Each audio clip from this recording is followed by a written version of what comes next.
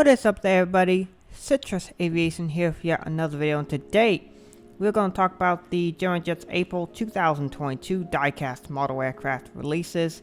And in today's video, we're going to look at these here, and starting off here with the Gemini Jets homepage. They removed a bunch of future releases, which included the two United 75s. There's an L188, the Easton one disappeared from here. There's a few others that disappeared as well. So let's take a look at what they are.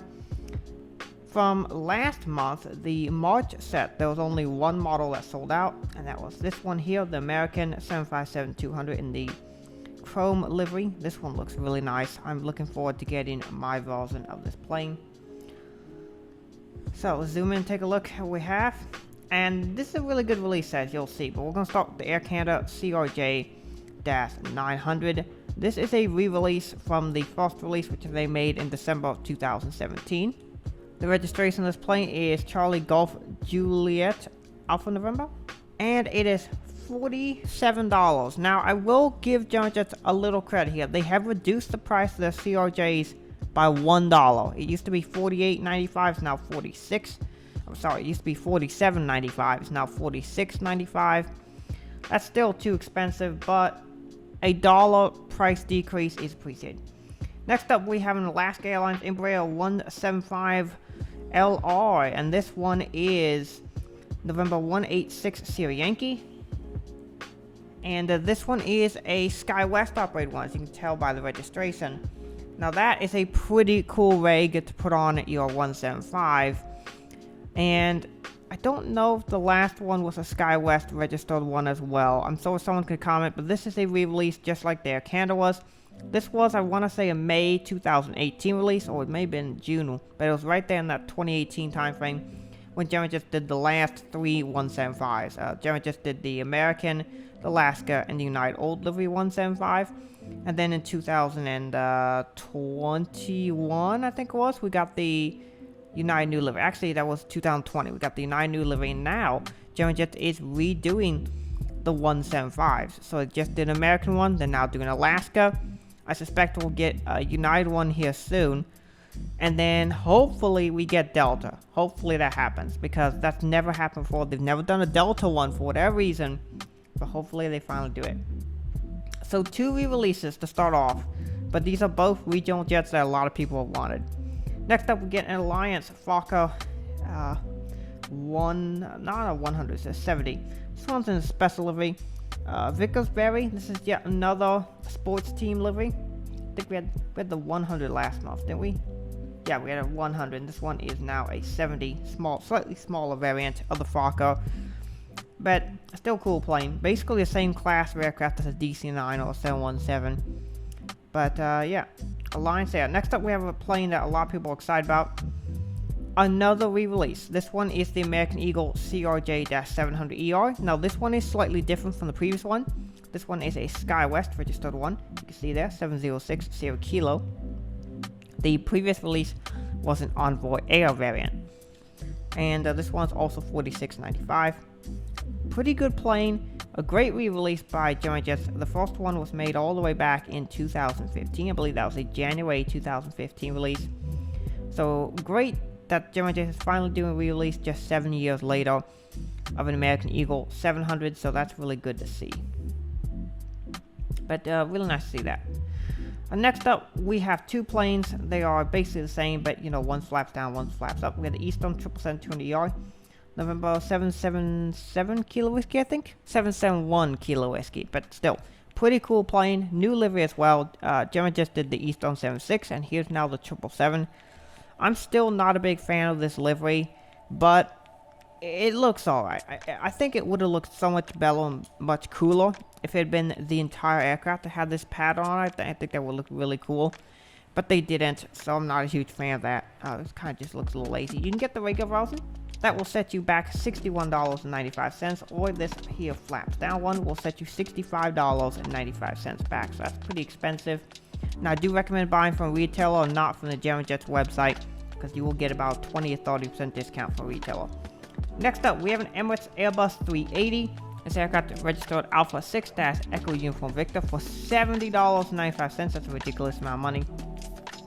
But we have on this model for the first time, and I believe it was 2014 or 13, sometime a long time ago, nearly 10 years ago, a standard livery Emirates 380 with no Expo 2020 titles. That's right, this is a plain bone stock Emirates A380, no Expo titles. Just take a look at how beautiful just a regular livery Emirates 380 looks. Now, of course, just because of that, I will be buying this model. And the Gemini Jets A380 model is not bad, so it's actually going to be a decent model. So this is a great release that Gemini Jets is finally, for the first time in basically forever, making a regular livery A380. So here's this one, and then let me go up top, because I did another one, but this one from last month has the Expo titles on it. So take a look at how different that looks. See there, you kind of saw it flash up for a second what the artwork looks like, but here you can see it has the 2020 Expo titles on it. The new one is just the plain livery, so it's really good. Gemini Jets is actually doing just the plain livery. It's about time they did this, because a plain livery one is much needed. So really good, Gemini Jets. Thank you for doing plain livery for the first time in forever. This one will sell out on pre-order. Pretty confident about that. Next up, we have JetBlue A321 Neo. This is a re-release, kind of is. This one's a bit different because the color scheme is different. So JetBlue's A321 Neos are, I think they're both NXs. They're both are NX variants, but just a slightly longer range one. And these have two tails on it. So there's the ribbons, no, not the ribbons, but the balloons. And this one is the streamers. So this one is the streamers. The previous release was the balloons. This one's registered as November 4058. Juliet's pretty cool plane. For $51, which is a bit much, but still cool plane. Next up, KLM 737-700. Papa Hotel Bravo Golf India is this registration. Great plane for European collectors. Next up, we have Logan Airsoft 340. I know that my friend Aviation 18 will be super excited to receive this plane, because he's been looking for a Logan Airsoft for a long time. This one's registered Echo Sierra November Sierra Delta. Pretty cool aircraft right there. Next up, we have an S7 Cargo 737-800 BCF. So this one is a converted or purpose built, I'm not sure, but the BCF. Victor Papa Bravo Echo November is the registration. So good looking plane. Great model for European collectors. Finally, we have the United FI2 November 48127 is his registration. NG's made this model, so I'd recommend picking that up if you can find it.